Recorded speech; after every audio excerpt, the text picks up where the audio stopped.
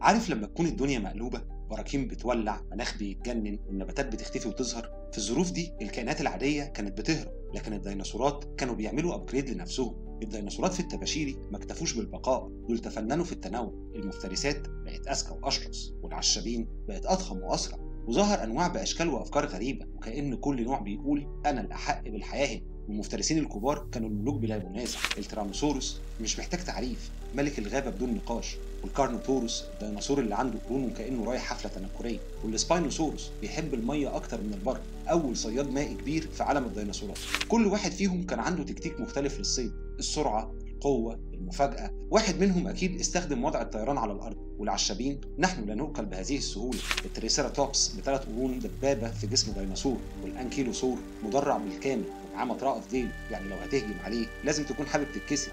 والهادروسور ديناصور بمناخير غريب، وكان ممكن يتواصل بصوت زي البوق.